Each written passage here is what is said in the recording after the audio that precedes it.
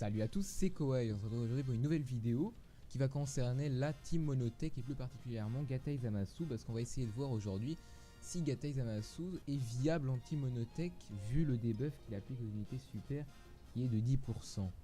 Et on va voir qu'en fait cette unité, malgré ce debuff, ce malus, est viable dans la team Monotech, totalement viable sans en fait gêner les Gotenks SSJ3 ou d'autres unités super qui pourraient se retrouver dans la team. Et donc plus tard peut-être un Goku SSJ3 Ange, mais ce serait pas très pertinent de partir en Monotech 70% avec un Neo God. Et donc comment ça va se passer? On va affronter l'event de Cell parce que s'il y a de bien aujourd'hui qu'il n'y a pas de barrière. D'ailleurs les ACT sont divisés par 2 aujourd'hui, c'est assez curieux, c'est pas sûrement par rapport à la célébration des 2 ans, on a déjà avancé le truc. Enfin il n'y a pas eu d'annonce par rapport à ça. Bon, donc, quand c'est gratuit on prend, hein, comme dit quelqu'un en particulier. Et donc ici comment ça va se passer? On va faire une rotation avec Gotenks et le Vegeta SSJ3. Alors pourquoi lui? Je fais déjà en fonction de la box parce que mon tech j'ai pas non plus la folie. Et alors le Vegeta SSJ3 possède tous les liens offensifs du Gotenks SSJ3 sans lui donner de ki en fait. C'est assez intéressant dans la mesure où le Gotenks SSJ3 il faut pas trop lui donner de ki, sinon il part en SP12 et ça devient un peu problématique. D'ailleurs ce problème ne se retrouve pas dans la version endurance, c'est pas mal du tout. Et alors la deuxième rotation ce sera le Gatai Zamasu que j'essaye de vous montrer aujourd'hui avec le Piccolo Daimao. Le Piccolo Daimao, pourquoi? Parce qu'il donne en passif un ki plus 3 pour le type extrême et un boost d'attaque de 25%. Et je crois qu'avec le Gatai Zamasu, il partage le lien cauchemar. Je crois que c'est le seul lien qu'ils ont. C'est déjà pas mal. Oui, cauchemar, voilà. Donc en fait, quand ils sont côte à côte, il y a un boost d'attaque de 35% qui s'applique pour le Gatai Zamasu. Et pour le Piccolo Daimao aussi, mais c'est pas vraiment un cogneur. Donc voilà. C'est pas mal. Franchement, c'est pas mal parce que ici, vu qu'on met à côté de Piccolo Daimao, on perd Fierce Battle. Il y a une rotation, fatalement, il aura Fierce Battle. C'est là où je vais en venir. C'est que les 3 personnages qui vont être du coup en position de soutien vont être Whis. Whis, en fait, il est totalement permutable avec une autre unité. Hein. Ici, Whis joue vraiment un rôle secondaire. Il est là pour stun quand il peut et diminuer l'attaque quand il peut, mais vu que le seul lien de ki qu'il a c'est vitesse époustouflante, c'est un peu problématique. Et alors je crois qu'avec Gatai Zamasu il partage un boost de 15% d'attaque, dimension des dieux, je crois qu'il l'a aussi. Ouais, voilà. Il a un boost d'attaque de 15%, ce qui est pas du tout dégueu, hein, franchement. Du coup en fait, si on met le Gatai Zamasu au milieu, quand il sera à côté du Whis, il aura un boost total de 50%. Franchement c'est énorme. À côté du Freezer, pourquoi le Freezer, hein, Freezer est un peu intrus dans cette composition. Et bien, le Freezer donne un boost de ki plus 1 pour les types tech et puissance. On prend surtout qu'il diminue l'attaque, c'est pas mal. Alors moi j'ai un peu du mal avec sa version Dokkan parce qu'il perd vitesse époustouflante. Et bon, sa version Dokkan c'est Golden Freezer, donc autant ramener le demi-god tier qui est beaucoup plus intéressant, clairement. Et alors la troisième unité qui sera en soutien, bah, c'est le Gotenks SSJ3 de l'ami. D'ailleurs je remercie Kurosaki de m'avoir prêté son Gotenks SSJ3 pour la vidéo, parce qu'on en trouve mais vraiment absolument pas. En tout cas moi j'en trouve pas. Bon, il a pas débloqué le critique malheureusement, mais c'est pas très grave. Plus intéressant d'avoir un Gotenks P10 en tout cas. Ce qui est intéressant ici aussi ce sera de voir que Gatai Zamasu synergise bien avec le Gotenks SSJ3 qui sont des unités fusion, et que le malus qui va être appliqué au Gotenks SSJ3 ne va pas poser problème en fait en termes de dégâts. Ça va être quelque chose de viable, il n'y aura pas vraiment de problème. Et en fait ici c'est l'objectif de la vidéo à la fin, c'est de vous montrer que le Gatai Zamasu est bon dans une team monotech, même s'il y a le debuff qui s'applique, qui va être intéressant de le jouer.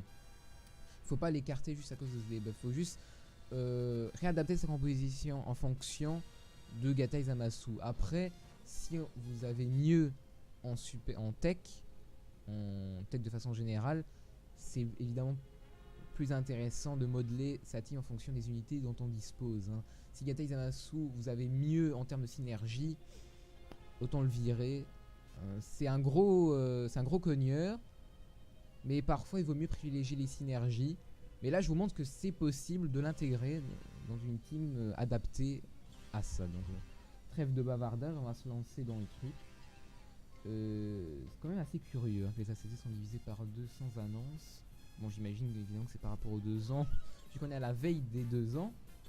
C'est demain 21 h les SSJ4 qui pop. Je serai au taquet évidemment. Je vais éviter d'invoquer le jour même. Enfin le jour même. Je vais pas invoquer à 21 h même parce que la dernière fois j'ai eu une très mauvaise surprise. La dernière fois quand il est sorti à 21 h j'ai souffert. C'était le portail de Végétaux Bleus et Rosés. J'ai claqué, je sais plus, j'ai même pas envie de compter demander parce que j'ai claqué sur Végétaux Bleus sans l'avoir. Cette unité me fuit et surtout que pour les SSJ4 je compte invoquer sur le Goku. Donc Végétaux Bleus risque de me fuir encore assez longtemps à part s'il y a un retournement de situation incroyable que je drop Goku et SSJ4 très rapidement. Là je passerai sûrement sur le portail de Vegeta. On verra. Bon là j'ai évité tout ce qui est boost de ki pour le Gotenks hein, parce que en général j'ai pas de chance et boost de ki arrive sur le Gotenks, il part en SP12, c'est moche. Alors comment se présentent les rotations? Ça commence mal. Alors le Piccolo Daimao est en soutien donc on va garder d'office le Gatei Zamasu. Le Goten, ouais, en fait ce qu'on va faire, on va jeter Vegeta. Ici c'est en fait le boost d'attaque normalement est le même. Oui, voilà, le boost d'attaque est le même parce qu'on a Dimension des Dieux qui vient remplacer Fierce Battle. Alors ici, comment ça va se présenter? Oui, on peut partir malgré tout en SP avec le Gatei Zamasu. On va affronter on va essayer de buter l'intelligence. Ce serait pas mal. J'ai que 5% de 5 points de critique dans l'arbre, donc ça donne 10% de critique. J'espère que ça va proc. Alors ici on peut tenter de stun lui. On va essayer quand même de garder. On va pas faire partir lui sans spé malheureusement. On va plutôt garder ça pour le Vegeta. On va faire ça comme ça. On voit que cette team quand même elle galère un peu quand les rotations sont pas mises en place hein. J'ai déjà eu l'occasion de faire des tests en off sur des événements AJ comme le Goku Kaioken. C'était un peu tendu au niveau enfin quand les rotations sont pas en place. Bon ça va, c'est pas dégueu malgré l'absence de critique. Franchement ça passe. Oui donc quand les rotations sont pas en place on risque, ah bah voilà il est stun dans tous les cas, c'est pas mal. Quand les rotations sont pas en place on a un peu du mal, mais une fois que les rotations sont en place là normalement ça va rouler hein. En plus l'event de Cell n'a pas de barrière, c'est pas un event compliqué en soi. Alors là on va évidemment garder mon Gotenks, 2 doublons, 2 feux aux hormones. Alors là on bénéficie d'un boost de ki du Freezer. Le Freezer que je vais jeter d'ailleurs, je vais garder le deuxième Gotenks pour le moment jusqu'à ce que le Vegeta le rejoigne. Alors ici on a 4 de ki, c'est parfait, on va buter, est-ce qu'on va buter lui? Non, on va plutôt tenter de buter lui, qui va attaquer le Gotenks un peu moins tant ki. Ouais voilà le tech plutôt, le tech parce qu'il a toute sa vie, avec toute sa barre de vie on va essayer de le buter. L'intelligence je crois que le Gotenks est capable de le buter hein. Malgré le fait qu'il n'ait pas de critique, soit pas super buff, normalement c'est possible de le buter. Le Freezer ici diminue l'attaque. Ouais, c'est dispensable ici, on n'a pas vraiment besoin de diminuer l'attaque de qui que ce soit. On va juste faire ça. Alors le Gotenks, valeur affichée de 635 000, pas mal du tout quand même. D'ailleurs on va comparer par rapport à l'autre Gotenks, j'ai pas vu ce qui avait été débloqué. Bon voilà, il est one shot. Ah bah, ah ouais il est vénère. il est vénère. On va comparer par rapport à l'autre Gotenks. En termes de valeur d'attaque, bon il est moins buff évidemment. Ouais voilà, il y a quand même une grosse différence, hein, 200 000 de valeur d'attaque en moins. Il y a aussi une compétence dans l'arbre qui joue énormément à ce niveau-là. Bon, on se prend une spé, ça passe franchement. 30 000 quand même. Quoique, pour un Cell Junior, 30 000 c'est quand même beaucoup. Il y a quand même une compétence dans l'arbre potentiel qui est négligée souvent. C'est la compétence, celle-ci. Voilà. C'est l'aptitude potentielle attaque spé boostée. Parce qu'en fait, à chaque fois qu'on augmente cette compétence de une unité, et ben on va gagner 2% de boost quand on attaque spé. En tout on peut en récolter 10 si l'arbre est à 100%. Donc c'est un boost d'attaque de 20% supplémentaire, c'est pas du tout négligeable. Surtout quand on a des grosses valeurs d'attaque, ça sera plus tard les néogods surtout. Ça joue beaucoup. D'ailleurs, l'autre Gotenks, l'ami a débloqué cette compétence. Bon, un tout petit peu, il a 4%. Alors là, ce qui est intéressant, c'est qu'il bénéficie justement du boost de 50% en tout. Je me permets de bloquer Piccolo Daimao sur l'unité AJ quand même. Ça va pas être très problématique. On va faire ça comme ça. Je suis obligé de faire ça comme ça, malheureusement. On va buter l'un des deux. Peu importe. Et oui, on va juste faire ça. Les Cell Junior, c'est quand même casse-pied. Hein. Dommage qu'il n'y ait pas d'unité. J'ai pas ramené une unité carnage, de toute façon, ça serait pas rentré en composition, je pense. Bon, au tour suivant, normalement, les carottes sont cuites. Hein. Les carottes sont cuites pour les Cell Junior. Combien il va faire le Gatai Zamasu? Un critique? Non, mais c'est largement suffisant. C'est 150 000. Une petite attaque spé de nouveau, 20 000. On se prend pas mal d'attaque spé malheureusement. Le jeu ralentit un peu, j'ai l'impression. Le jeu ralentit un peu. J'espère que ça va passer. Ici. Alors là, les rotations en tout cas sont mises en place. C'est le seul avantage de ces Cell Junior, c'est de nous avoir permis d'avoir mis en place les rotations. Et là, on va terminer. De fils, c'est clair et net qu'on va le buter. Pop. Et là, normalement, les carottes sont plus que cuites. On va partir uniquement avec ça en spé. Alors, le prochain tour sera un Celtech. Celtech qui peut se régénérer, qui peut taper fort. Il peut taper fort en spé. Vu qu'on n'a pas spécialement d'avantage de type, on n'a pas non plus des avantages de type. Il faudra quand même claquer un item, je pense. On a Gatai Zamasu au tour suivant. Je compte pas sur le stun du Piccolo Daimao, qui peut stun, il a une chance de stun, mais bon, elle est que de 20%. Donc moi je vais pas compter là-dessus. Bon, là on a pas mal de ki. On a pas mal de ki grâce au Piccolo Daimao et au Freezer. Alors, on va quand même tanker les coups avec Gatai Zamasu, il a un peu plus de défense. Si on se prend une attaque spé, c'est dans les 60 000. Une auto-attaque, ce serait dans les 10 000. Ouais, c'est dangereux de pas se soigner, hein, franchement. C'est dangereux. On va plutôt se soigner. On va plutôt soigner par précaution parce que s'il m'attaque spé sur le Piccolo Daimao ou quoi, ça risque de pas passer. Alors, bon, il y a une chance de stun. Ce serait sympa qu'il l'applique malgré l'utilisation du Senzu qui serait pas très rentable du coup, mais ce serait sympa qu'il la proc. Combien on va se prendre en auto-attaque? À 20 000. Ouais, je l'ai un peu sous-estimé. Heureusement que je me suis soigné. Même si nos attaques spé, on devrait largement survivre. Alors voilà. Heureusement que j'ai pas compté sur le stun. Ce serait pas passé. Combien le dégât pour le Gatai? Peut-être un critique avec un peu de chance. Ah, le critique à 1 million. Pourquoi pas hein, critique à 1 million. Il n'a pas Fierce Battle. Hein. Il n'a pas Fierce Battle. Il n'est pas au maximum de son potentiel. Hein. Il faut qu'il y ait le Whis ou le Gatai Zamasu à côté. Le Gotenks pour qu'il ait un autre boost de 15%. Après, il y aura quand le Whis aura son Doken, ce sera intéressant de voir les dégâts. Bon, là, malheureusement, il risque de se soigner, mais j'ai pas envie de casser ma rota pour tenter le stun. Normalement, le Gotenks le bute. Hein. Là, franchement, le Gotenks doit le buter. On va prendre ça seulement. Le Vegeta va faire ça. Et le Whis part pas en spé. Voilà, c'est vraiment le Whis. Le vitesse époustouflante, ça fonctionne pas en tech. Ça fonctionne pas du tout dans les team tech, malheureusement. Donc il se retrouve souvent avec seulement 6 de ki. Du coup ça l'empêche de partir en spé. Il faut voir avec le Peiquan éventuellement. Il fonctionne très bien avec le Peiquan.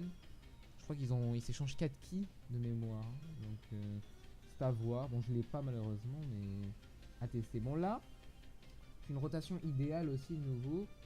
Bon, là par contre, je suis obligé de me re-soigner. Si nous attaque spé, il risque de faire dans les 90 000. 90 000, il nous resterait 70 000. Et il attaque 2 fois. On admet. On devrait survivre. On devrait survivre, nouveau. On devrait survivre. On va partir en spé. Bon, ce serait bien que le Daimao applique le fameux debuff, le fameux stun une fois. Alors là, c'est très intéressant. On voit qu'en fait, Gatai Zamasu, là, c'est vraiment là où je voulais en venir avec la vidéo. Gatai Zamasu fonctionne bien avec Gotenks parce que ce sont des fusions. Donc forcément, il y a Ki plus 2 le Ki plus 2 du guerrier fusionné qui tourne. Il y a Fierce Battle qui compense le debuff. On va voir qu'en fait les dégâts du Gotenks vont être semblables à tout à l'heure. On était dans les 600 000 je crois avec le Gotenks. Je sais plus, je crois. Je crois qu'on était dans les 600 000. Là normalement ce sera plus la même chose. Ce sera plus ou moins la même chose. Et donc ça fonctionne bien en fait. C'est ça l'idée. Et on pourra même partir en SP11. Donc ce sera les mêmes conditions je crois. On était aussi parti en SP11 tout à l'heure. Exactement les mêmes conditions. Il y a moyen de le one shot. Hein. S'ils font des critiques, il y a moyen de le one shot.